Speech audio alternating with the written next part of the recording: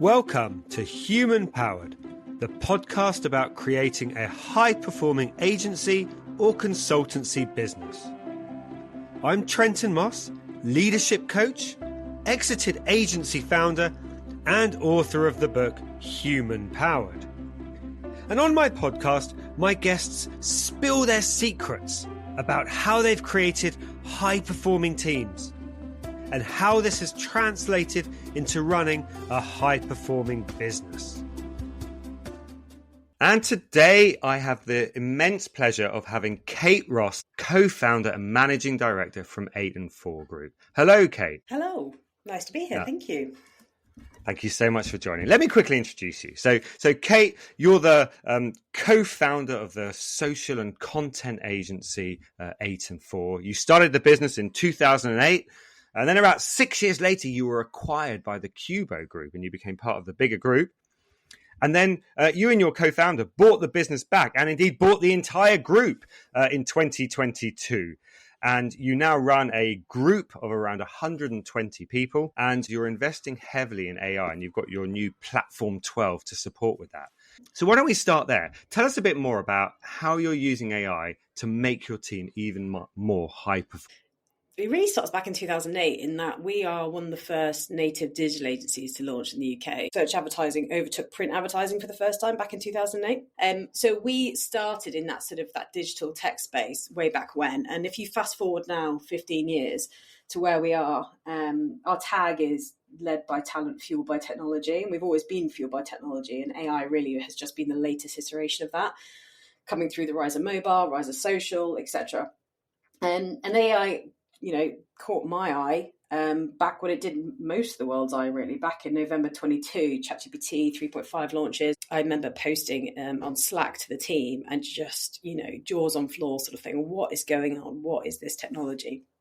And since then, I've sort of really obsessed about how that would impact our role as a business, how it will impact our industry, how it will impact our people. And that's been a really, really fascinating journey for the over now 18 months.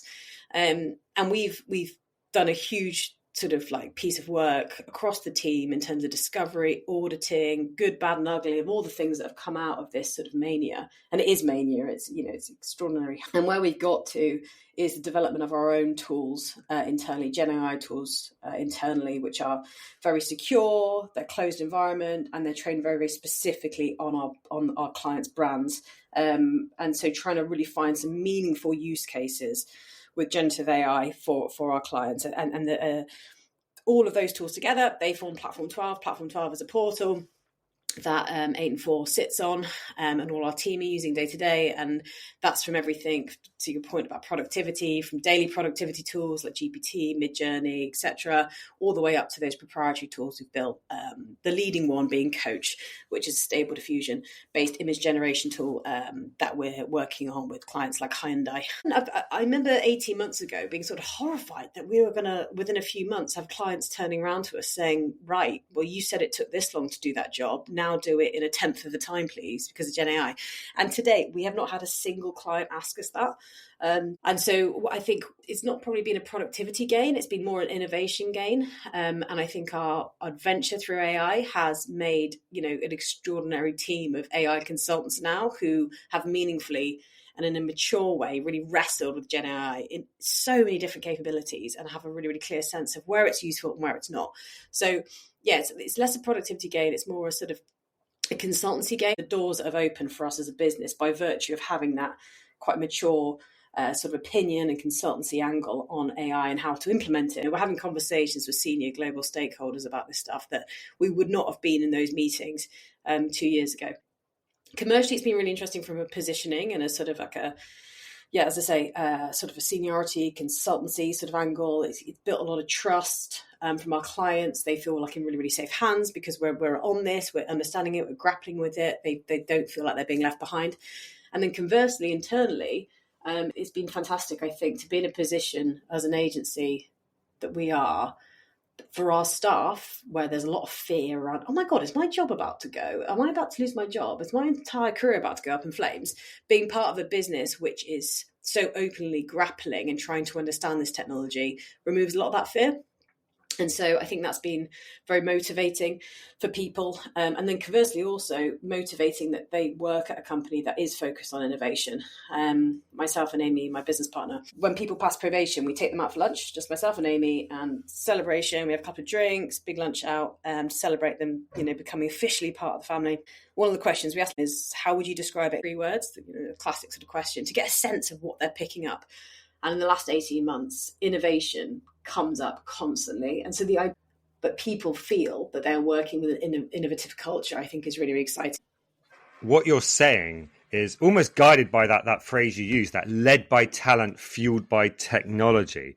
The technology in itself, the AI, isn't necessarily by itself making your team more high performing, but the innovation gains, the gains around consultancy, the gains around the people being less fearful of it, the gains around people being more motivated, all of that comes together to contribute to a more high performing team. Yeah, totally. So if AI is not the kind of secret sauce to creating a high performing team, it sounds like it's got these secondary knock-on effects, knock-on benefits, which are all really great. What is the secret sauce to having that high performing team? Yeah, this is been a lesson that took, I think, probably a long time to learn. But I think when you work in a creative services business or anything sort of aligned to that, doing the job, like the actual, if you think about that scope of work from a client and think about delivery of that scope of work, there's such an expanse of ways you can do that. Like there's, the boundaries are quite large, aren't they, between practically delivering the service versus delivering something really game-changing or, stand out or really, really impressing the client. But only the core thing that is going to change someone from just practically delivering something to delivering something really, really great is that they care. So fundamentally, my job, Amy's job, is how do we make people care about the business? How do we make people care about the clients? How do we make people care about each other? Because that's how you create a high-performing team. I think the couple of things that come out about how do you make people care. Number one, in order to care, they have to understand. They have to have context. They have to understand, what am I doing today? This job that may look like a 2-hour task written down. What's it for? Why should I care about that? The reason to care.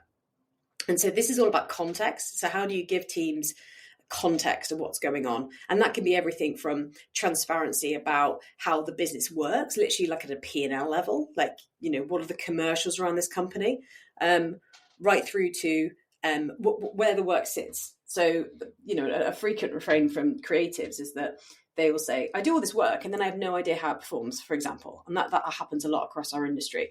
How do we help people understand, irregardless of where you are, maybe in a process, in a cycle of delivering work for a client, how do you understand what your role is and why it matters? And then secondly is ownership. And how do you give people ownership? I continue to be stunned by how if you start taking back, if you treat someone like a monkey on a typewriter, they will literally become a monkey on a typewriter. It's the whole parent-child dynamic, isn't it? As soon as you start to become a parent, you start to reduce responsibility, people will become more childlike. We all do it. That's the case for all of us. And so what's really important is how do you give someone ownership as well in their day-to-day? And that irregardless of their seniority, right from junior right up to the top. And so I think that the way we've tried to do that is try to make sure that we have constant sort of iteration, ideation about what is going to make the business better, and that being exposed to everybody, and then giving people ownership of different components within that. And then similarly around the care piece, how do you make people care? I think this has become more challenging to some extent within hybrid working.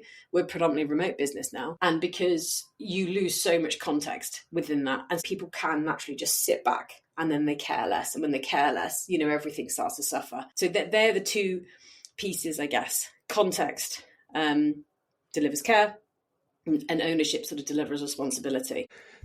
You mentioned that this becomes more challenging when working in a hybrid context. How do you get around that? We've had to make the face-to-face time work much, much harder than we used to. Hybrid for me is good, a good balance. However, do you know what I mean? There are absolute downsides across the board. It's funny, there's an idyllic notion that we all went to the office 5 days a week pre-COVID and we're all sat there talking constantly and having, but we weren't. Most of us, I mean, I can still remember the offices and people were sat with their headphones on for the whole day. I mean, so it wasn't some sort of idyllic sort of position. When you move to a hybrid piece, way of working, then, it's about making that face-to-face, you sweat that face-to-face as much as you can. So we all come to the office on a Thursday. That's our sort of allocated agency day, though people can come in more if they'd like to. Tuesday's a bit of a secondary day for that.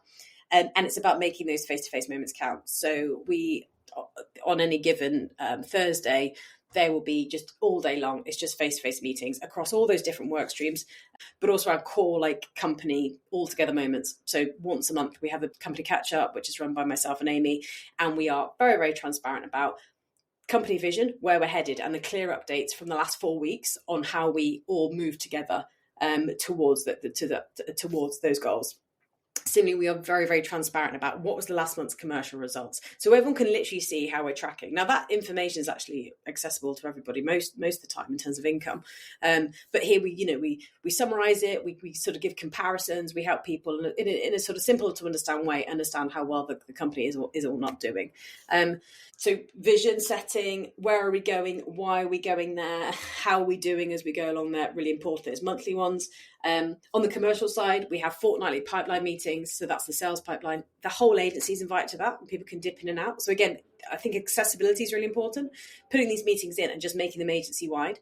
So it's like, well, it's there. If you want to come and listen, do. And then similarly within those meetings, we continuously go back to the team to ask us how to problem solve. Very democratic sort of agency. We're trying always to engage people in problem solving. Again, that is brilliant at driving care and ownership, and then getting people to set up their own work streams to help improve what they want to see improved.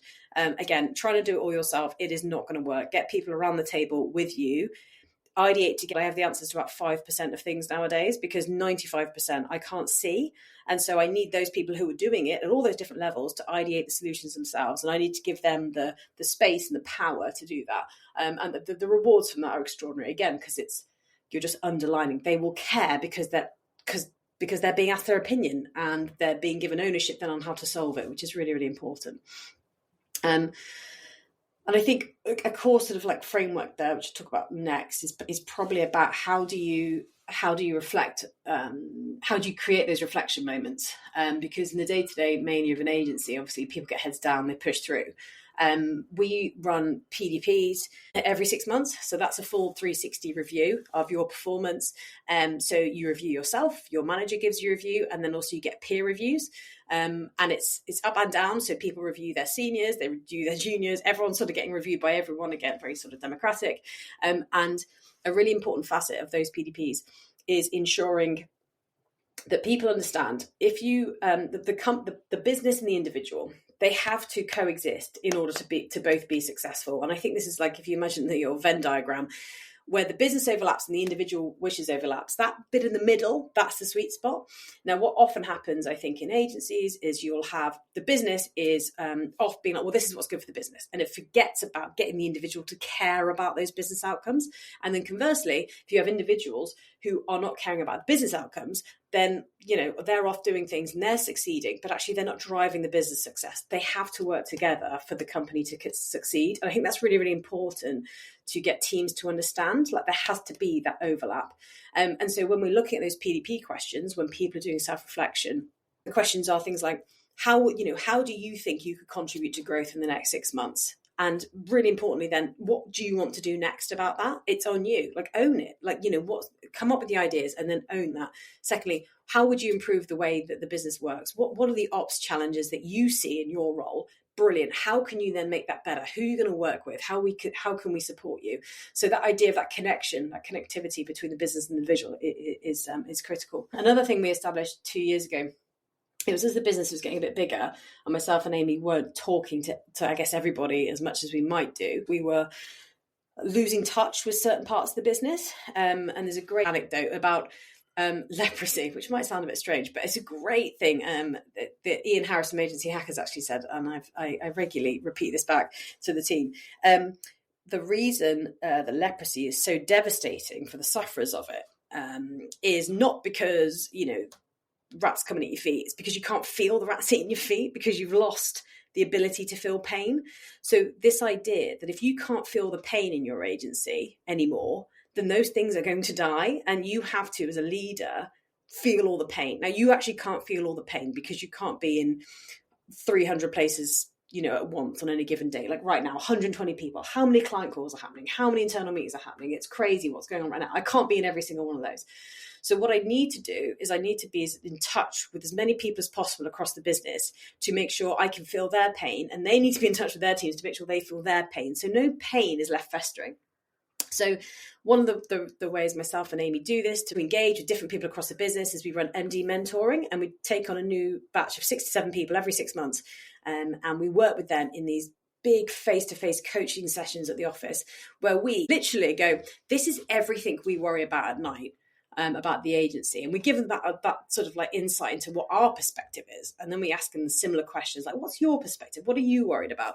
And then together we work through all this different training and coaching, and together we co-ideate ideas to help solve those pieces of pain that are going on around the business. And the schemes that have come out of these MD mentoring schemes are phenomenal, whether it's the establishment of a culture committee 2 years ago because people felt 2 years into hybrid, we were starting to lose, I guess, some of the sort of cultural energy, through to there's been some nervousness in the last year about teams being a bit more siloed than they used to be. We work across a lot of different services.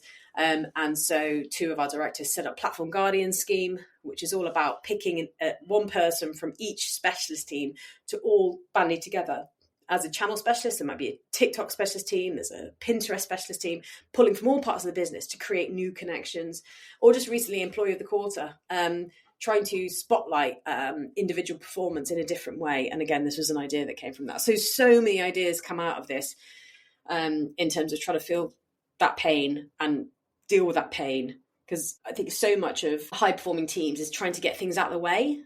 If you've got good people, then they will do great things, but you have to move things out of the way to allow them to do good things. So yeah, it's constant. How do we find pain? How do we find the problems? How do we fix those problems to allow the business just to keep going, to get with the momentum that it has? How did you come up with the ideas for all of these great things like the MD mentoring, for example? The MD mentor came out a huge raft of measures actually a couple of years ago. Again, as we've said, the 2020 COVID carried into 21. We thankfully grew 20 into 21. We had some really, really big pitches which we converted, which was fab. There were multiple then challenges sort of arising, sort of end of 21, start of 22. Long before bloody ChatGPT was launched.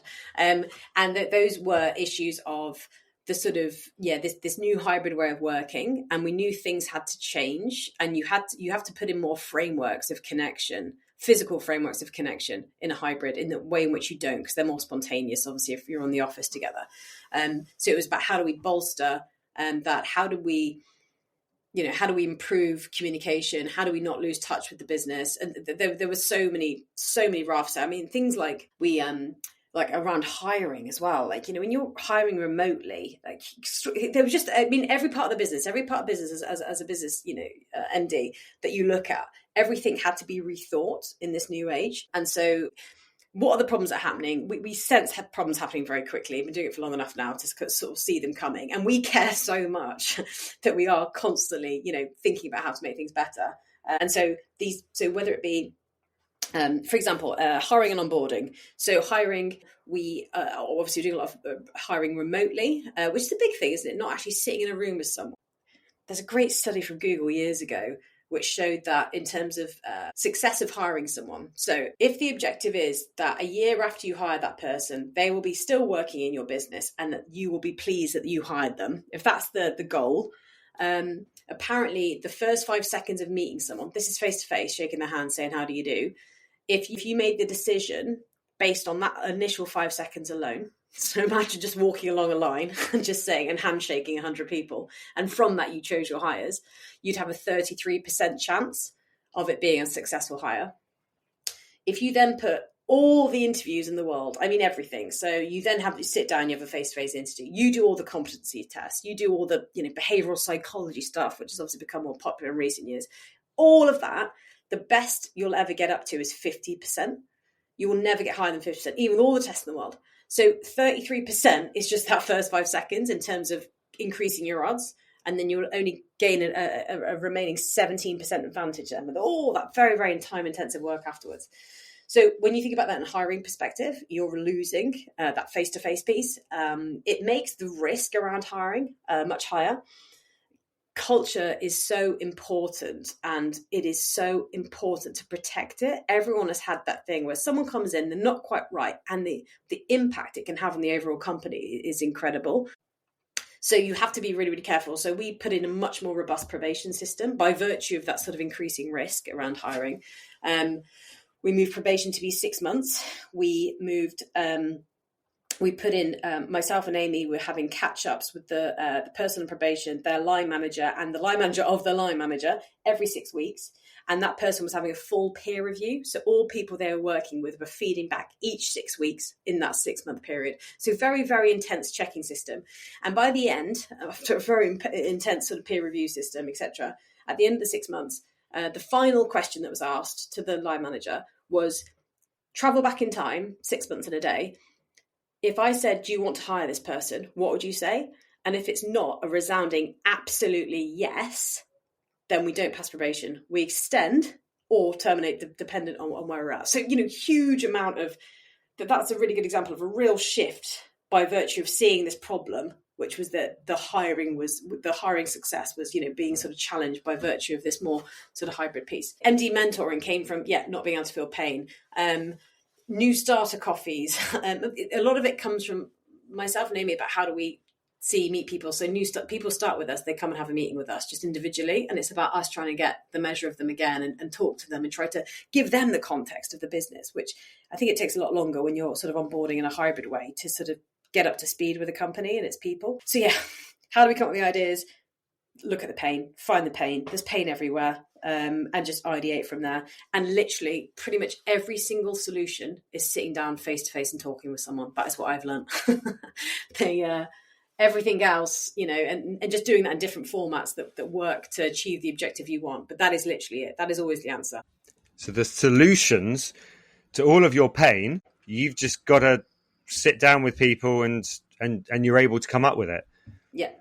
Yeah, we work it out. We've expanded we've got a fantastic leadership team. We expanded that last year, which has just been phenomenal again. You can't do this by yourself. You have got to have other people with you who you're talking to regularly. Our directors, we're speaking every single, obviously every day, we're talking about every week.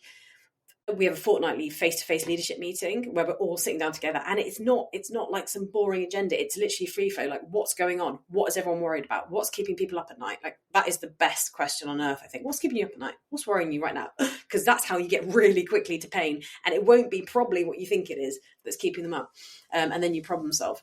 So you have to it's really, really important to get people around you. It's really important to engage seniors in this because, again, you're not going to be in every meeting. So how do you make sure that those seniors are delivering and running, the company in the way in which you want them to? Not that myself and Amy know everything or have it right, absolutely not. But at the end of the day, myself and Amy are in charge, and we set the tone and we set the values. And now those values and tones will be right for some people and they won't be right for other people. And that's absolutely fine. Again, a big lesson I learned, our way is not the only bloody way, but the highway. Do you know what I mean? It's like there are different ways to do things. However, you also have to believe in your environment because our environment is authentically us. This is how we want to run a company. Now, some people will like that way and other people won't. And that's absolutely fine. That person is not right or wrong, but you need to have people who believe in, who are aligned on your values and are aligned in the business environment. Because then everything gets so much easier. You can't be fighting someone who literally intrinsically does not agree with the value system, the way things are done. It's agonizing. You need people who are like, yeah, that's how I like to do it too. Get those people around you, get them engaged, get them clear, talk to them constantly try and find the pain. As I said, that is what I've always seen delivers those high performance moments, day to day, week in, week out. Okay, I'm interested. What happens when you have people in the team that aren't aligned on those values and the way you do things? This took a while to learn because I used to fight people on this. And actually, you just have to have the open question. I've been astounded, people who have come into the business and it just hasn't been quite right. And that's caused all sorts of angst, as it does.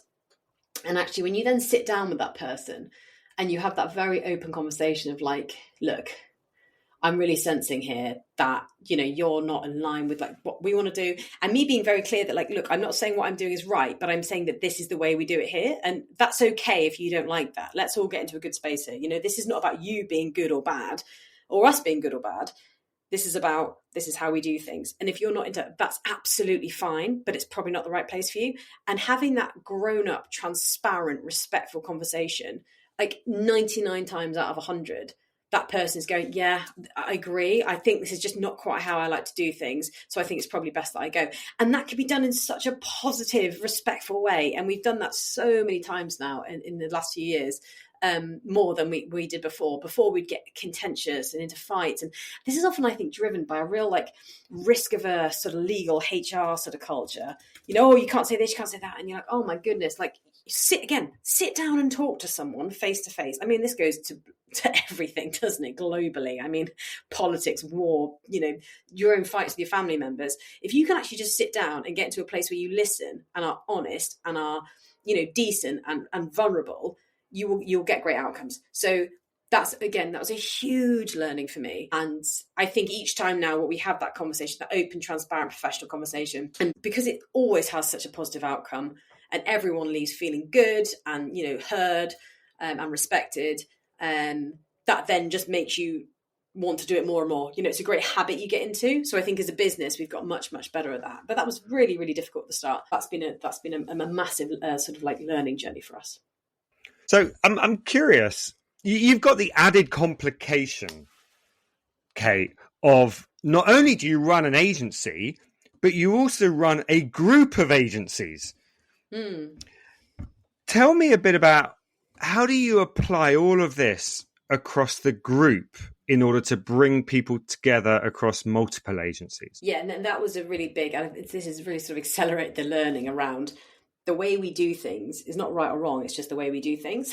And I've been quite stunned by working with other agencies as a group as they started sort of to fall under myself and Amy's jurisdiction, was that we have different cultures. Now, there's a huge amount of alignment, of course, day to day, but the cultures are also different. And that's been a real sort of humbling thing that, again, there's no right or wrong culture. There's the culture that business has. The big learning journey for me was about being really, really respectful. I think you can come in and you think, well, I've got the right idea. I can fix this. And oh God, and just therein lies so much disaster. We've all done it. You probably don't have the answers. You probably don't really understand what's going on. I mean, people sitting on X, saying, well, I've got the answer to this political problem. No, you don't. You don't have a bloody clue what's going on. And you've got some simple, knee-jerk reaction, which sounds lovely on paper, but makes no sense in reality. So yeah, about being humble, respecting cultures. How can you take time to understand how people want to be helped? Because obviously 8&4 is the largest agency in the group. So we've got some good learnings. Do you know what I mean? We've had some good success. So how could we share some of those ideas in a positive way with the other group agencies in the group, and vice versa? How could they share, what they were great at with us? And so that was all about relationship building. Again, it goes back to sit down face to face with someone. We've done a lot of work around sitting down together and trying to understand each other's perspectives, and trying to find, step by step, gently, trying to understand where the obvious connectors were that could help us all together. Now, we all get on really, really well personally. We're very aligned from a value perspective about being decent people, etc. So that was really nice. We did a lot of bonding, meetings, dinners, pub, all that stuff is absolutely critical, I think. If there's no relationship, there's very little to build on. And we started to find out and work out gently how we could help each other and how we could build momentum. And the core thing that we initially aligned on was how can we help each other with new business? Obviously, it's the lifeblood of an agency.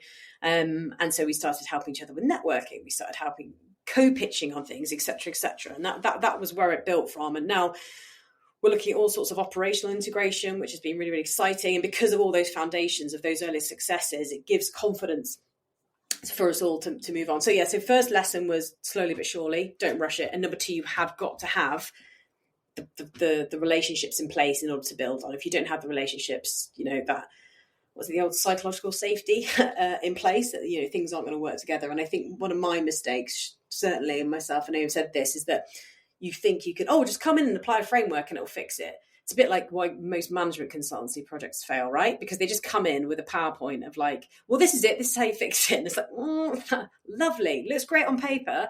But actually, we are human beings and we have lots of complex relationships going on. And that's just not how you solve problems. That PowerPoint will just be put into Dropbox and forgotten about. And it's been a really, really good fun, actually. It's been fantastic. I've learned a huge amount from that sort of group perspective. And we're going great guns at the moment across group, and really, really excited actually for what the future holds for the group for the next year or two by virtue of those 3 fantastic agencies all working ever more closer together. I want to pick up on that last thing you said. You said you're excited for the next year or two. You've been on this amazing 14-year journey where you and Amy created something from nothing ultimately. So tell me a bit more about the future. What are the things that you're so excited for? People often ask you, I'm sure you've had this question over your career as well. So what's the 3-year plan? What's the 5-year plan? Every single time we've written a 3-year plan, it's irrelevant within 2 months. So we're big believers in don't plan for the long term, plan for the very, very short term. Like, what can I do today to make the company better? What can I do this week to make the company better? That's where you're going to really make the change. We've talked about for years the Kaizen approach, which is a Japanese behavioral approach, which is just like small steps, little by little improvement, not some gigantic improvement.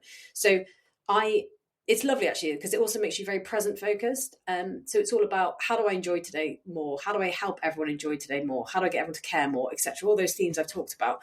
And so when I think about what I'm excited about, I continue to be excited about working with a fantastic team, problem solving with them, continuing this journey of, I think the talent tech, the AI platform 12 stuff is very, very exciting. We've had some really, really interesting promotions in the last few months and continuing to see where those, these new leaders that are coming up take the business. I'm fascinated by that and, can really look forward to working with them even more than I have done in the past.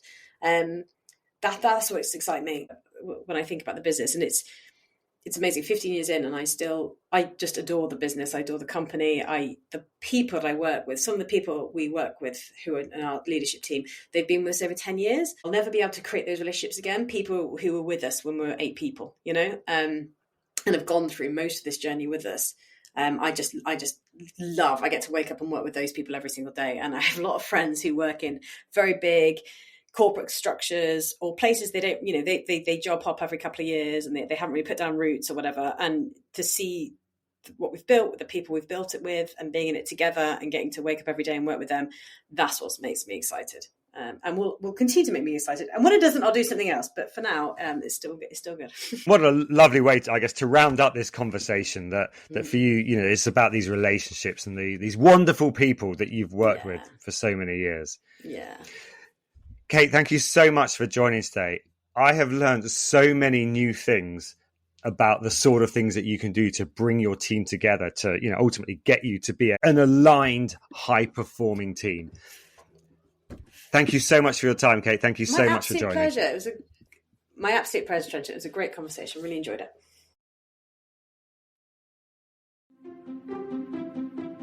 You've been listening to Human Powered, the podcast all about creating a high-performing agency or consultancy business. Thanks for tuning in.